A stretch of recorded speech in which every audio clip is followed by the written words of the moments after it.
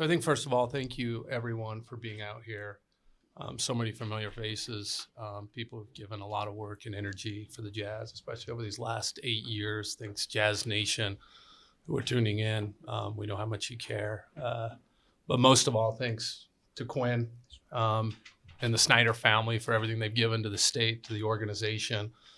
This is truly a day about them. And Amy, we know how hard you've worked to support Quin and all of us, and you guys have truly given way more than you've taken from not only this organization, but for the state of Utah.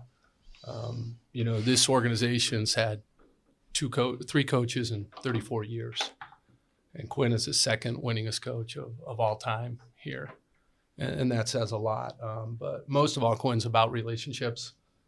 It's what he cares about. I think that from Ashley and I, coming into a new job, a new responsibility. I remember getting sick right when I first started. It was like my first welcome during COVID was getting sick, and Quin was the first person that called and sent a package down to our family, and that's who Quin is. And so from the bottom of our hearts, from our ownership group, from the Miller family, who were responsible for bringing you in, one of the things that's gotten us most excited when we came in was the opportunity to work with you, and that did not disappoint. And so we thank you guys.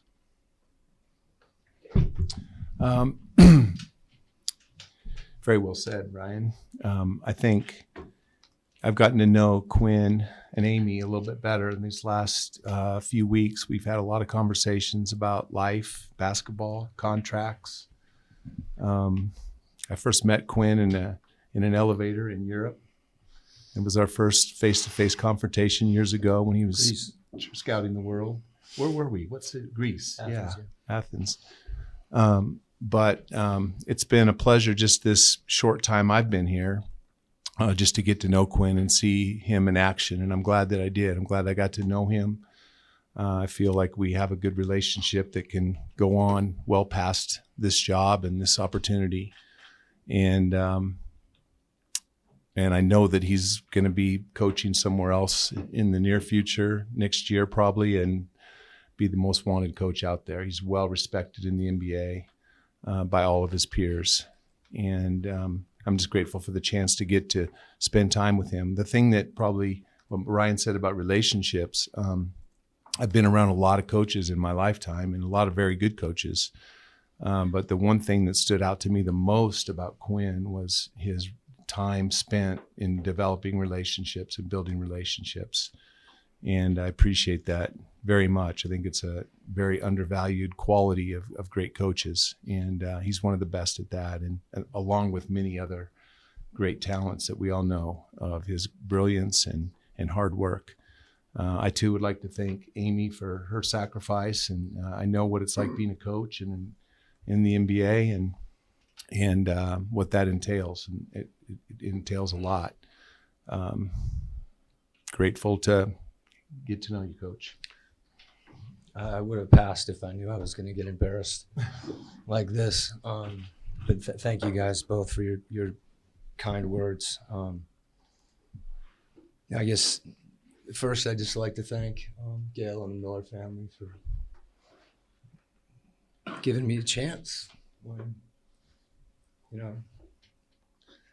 there wasn't, I don't know. Thank you for the opportunity. And I think Danny just touched on it. Ryan, you and Danny, even in a short period of time, the opportunity to begin to build those relationships. And Danny mentioned the dialogue that we had over a course of time. I spoke to Ryan as well at length, and we really just shared and tried to articulate a lot of things. And it was helpful to me, actually in being and working through all this to have those conversations. So thank you. Again, and I guess it's a theme with the relationships. I think the other overwhelming theme for me has just been gratitude. I couldn't be more grateful for my time here. there are so many people that are responsible for that. And, to the extent there's a real sense of loss and some sorrow and sadness, I think that's to be expected given everything that, that took place here and that I feel like I tried to give. So, that for me gets back to the players first and foremost, not just the guys on the current team, but, every coach knows that, players are the key to everything you're doing. And for me, the pivotal part of that makes it so worthwhile is the type of guys that I had an opportunity to coach. And again, just grateful to them for everything they gave, the trust. And then my staff. This business can be lonely as a head coach, and to have the support, of all the people that are through that wall is really essential. They keep you at least balanced as possible, and that goes right to Amy, my wife. I think the bookends were the last time I was here. I was a little younger, and Amy was pregnant with Madeline, I think 7 months pregnant. So, a little different. But in both instances, I guess the fact that we both in our family are so grateful for, we were then and we are even more so now. So I could ramble on, but thank you again, and appreciate everything. And it's been a great opportunity. Thanks, Coach. I think the Millers have set an incredible legacy with Coach Sloan, and you're part of that family. Thank you. I think any other remarks or go about questions? No. If you have a question, please raise your hand. Quinn, you said in your statement yesterday that you felt like the team just needed a different voice in order to move on. At what point did you start to feel like that, and then why do you think that became the case? I think as I tried to say in my statement, which was, a challenge to try to capture a lot of that for me in even making a decision, but it was just time. I tried to, give voice to that, and it really isn't any more complicated than that as far as trying to look into a lot of different, reasons and things like that. I just felt like I got to a place where it was time. Quinn, what is next for you? What do you see in the future? I've been so consumed with this decision over a period of weeks, and that's been where my mindset has been. 100%. I think Danny can attest to that, and as can Amy. So I haven't really thought about that any. Coach, was there a point where, you just kind of figured that, this was the right decision for you? Was there a specific point where you figured it was the right decision for you? I think something I labored over, and, you never have complete clarity on something like this. And, I think Saturday night, after thinking about it for a significant period of time, over the course of weeks, and just felt like it was time, and felt like that. But Saturday night, we wanted to talk about it Sunday. Coach, do you have an intention of getting back into NBA coaching right away, or taking a little bit of time to step back and reassess where you want to go? I think Danny's going to push me back in and give me after that. I appreciate you, having me try to respond to that again. And I guess I'd say the same thing that I mentioned with Andy is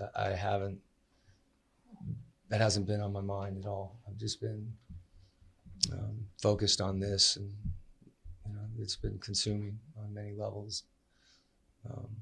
I don't have any intention of. I don't know what I'm going to do next year, and as far as coaching next year or anything along that line. I know I'm going to be at Halloween with my daughter, which we talked about yesterday, and that was a silver lining of me stepping down. Coach, have you had a chance to talk to a lot of the team, and kind of what was their reaction and what was those conversations like?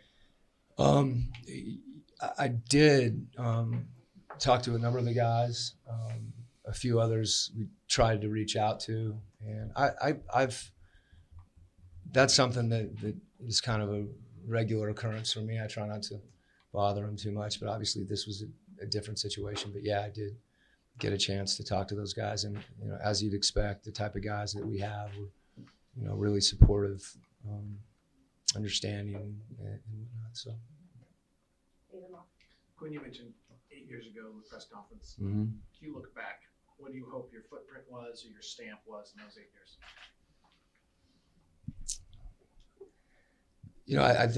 I guess the things that are really memorable to me, I have a hard time thinking about a footprint necessarily, but I think memories in and of themselves are akin to that. I do remember Game 7 in LA, and that really was symbolic of a journey over a period of years to get to that point. And making the playoffs for the first time in my tenure here, and for the Jazz in some time as well. I think this building that we're in right now, metaphorically, it's a big building, so I'm not sure about the footprint, but having a chance even to be in here, particularly when no one's around, a lot of pride that goes into that. I didn't lay the bricks. There's so many other people that did that, both figuratively and literally, but it is something that I feel a lot of pride in having been a part of. I could probably keep digging it. I was thinking the other day about, and I didn't get Jordan Clarkson, but I had, and this is no footprint whatsoever, but something that the bubble was a unique experience for our team, and I can recall hearing in the locker room Jordan Clarkson. I didn't know it was him at the time, playing Frank Sinatra's "That's Life," and I don't know whose footprint that's probably JC's footprint, but a lot of people that have a lot of footprints, and something we're all proud of. He's also a coach that had, one of the best defenses in the league, and then kind of transformed into one of the best offenses in the league, and that's very rare to be able to coach different styles of team and have so much success on one side of the ball or another. And I think that's an impressive footprint. Rudy's footprint's probably the most impressive on every level. I don't know that we'd be up here without Rudy and a number of other guys. Danny, how big is the pool of candidates? You probably had a little time to think about this. It didn't catch most of us by surprise, so I'm sure you considered it on some level.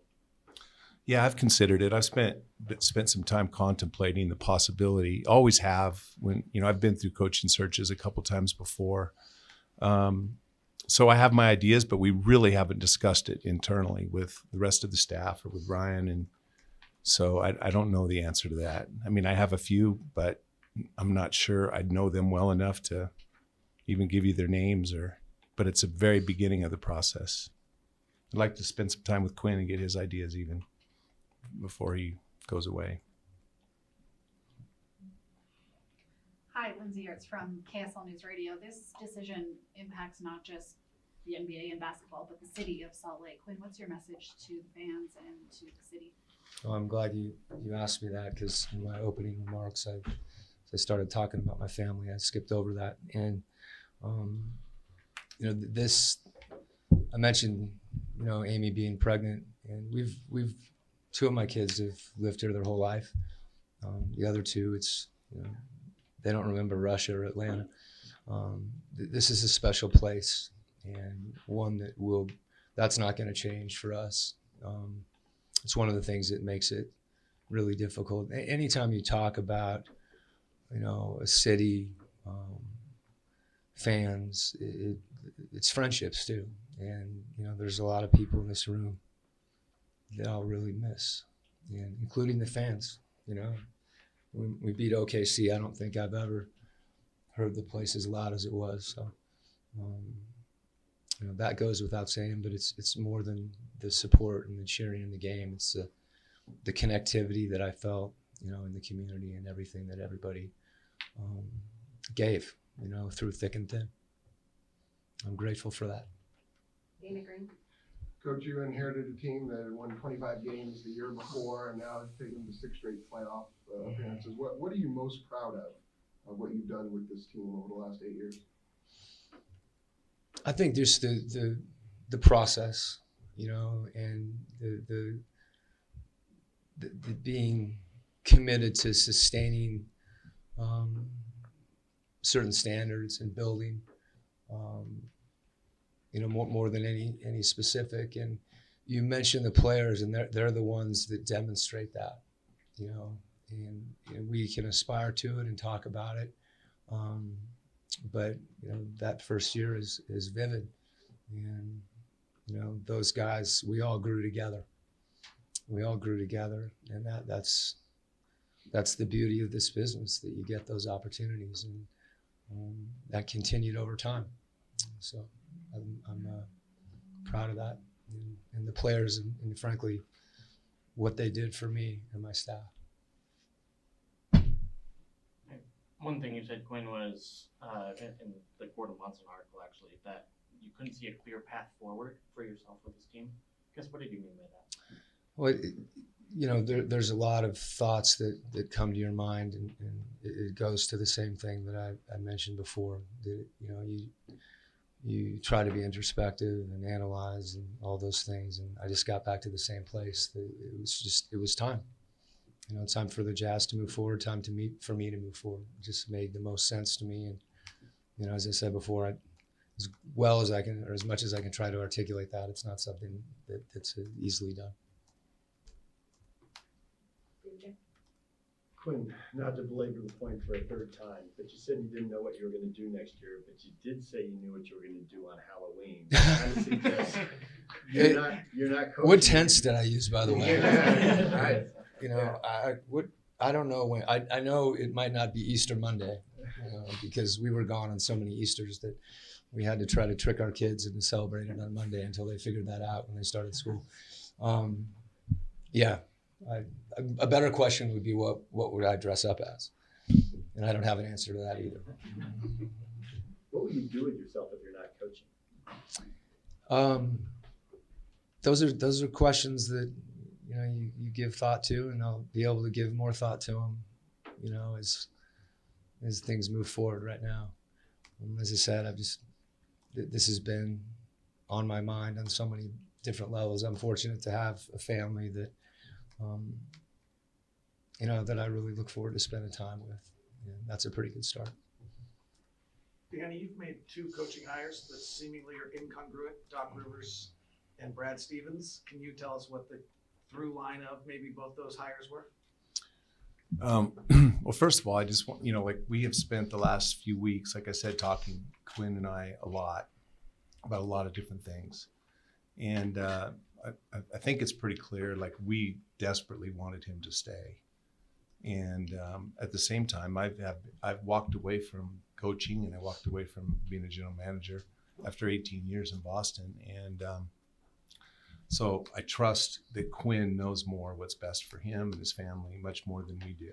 And but in those coaching searches, you know, I spent a lot of time scouting in that time, and did a lot of broadcasting. I obviously played against Doc Rivers, and I got to know Doc off the court. And then when I was doing broadcasting for many years, for a few years, I should say, with TNT, I got to know Doc even more. So I had this relationship with him, and I had kind of had in my mind who the best coaches were. And then the same thing happened with Brad. But now I'm in a position where haven't really been looking to the same extent for those coaches. There's a lot of names I know, I'm familiar with in the coaching world, but this will be much different than the 2 previous ones, and probably more thorough. We're going to take our time. Got to get it right. Quinn, what were the conversations with the players like? Was it difficult to kind of let them know what your decision was? They were, I think, very sincere, but not long, because I was wanting to speak to as many guys as I could, and there wasn't a ton of time from the time that we all had a chance to talk to Danny and Ryan and others, and so they weren't long, but they were positive, as you would expect with, I think, the relationships I had with those guys and the respect that we had for each other. Danny, as far as timetable goes, is there a sense of urgency? Do you want something in place, somebody in place by draft, by free agency, or is that not really a concern? Not a concern right now. We want to get this choice right. Got big shoes to fill. Ryan, you've owned the team for about a year and a half, and you've made a really clear point of how big a fan you were before you became an owner. And now that you've seen it from that side of the table, and you've gone through big decisions like this one, is it what you thought it was? How is it different? Well, I mean, as a fan, I just remember Quinn constantly tripping over my feet, and I'm going to miss that. You were Getting in his way. But, you know, I think it's an interesting perspective. I mean, Quinn is a big part of, like, what really got me close to the Jazz. I mean, those years, and Steve and the Millers, and that was kind of when my real Jazz era began, to be close to the organization. So it's a little bit of a, you know, there's a fan, there's a coworker, there's a partnership, and that's unique and it's different. And I don't know how else to explain it until you're in those shoes, because you're channeling across a few different vectors here. And I just think I'm grateful. I mean, I think there's really not a playbook when it comes to this. I'm super fortunate to be in an organization that Quinn has helped build up. I mean, I'll tell you, he's left this organization a heck of a lot better than he found it. But more than that, he's built a foundation that we can go build from. I'm super fortunate to have Danny here. I mean, there's probably very few people that have a better mind in basketball than he does, and for him to be willing to come and help with this. And I think just this process alone, the idea of even this press conference is not really a normal organization and how things work like this. And I hope everyone appreciates the type of character that Quinn is, but also Danny and the organization that's been built here. Jay-Z has been a huge part of this and helping with this process. And so it's going to be super collaborative, just like it has been. And just kind of roll with it. Last question will be Tony. Coach, you know, when you look at your relationships with, you know, the guys that you've been here with for a long time, you know, Rudy and, you know, Joe, I know Joe's not here, you know, Royce, you know, guys that you've been with since the very infancy of their careers, you know, what kind of thoughts do you take away from that, you know, just knowing the kind of impact that you've had on some of those players? Yeah, there's a couple guys in our staff too. That, you know, there's so many people that I think have worked together and made each other better. And I guess all the guys that you mentioned, and you mentioned some of them, there's more that I think the consistent thing over time is they all were willing, our whole group, to buy in and sacrifice for something that was bigger than them. And that's the most rewarding thing, and it's also the hardest thing. I mean, we're all wired to protect our own self-interest, and to be a part of a team, and to see that happen, you know, it fills you with a lot of pride, and it's a unique thing, and it's something that I hope to experience again and again. But we had that, and it's pretty special. Thanks, everybody. Okay. Appreciate your time. Thanks. All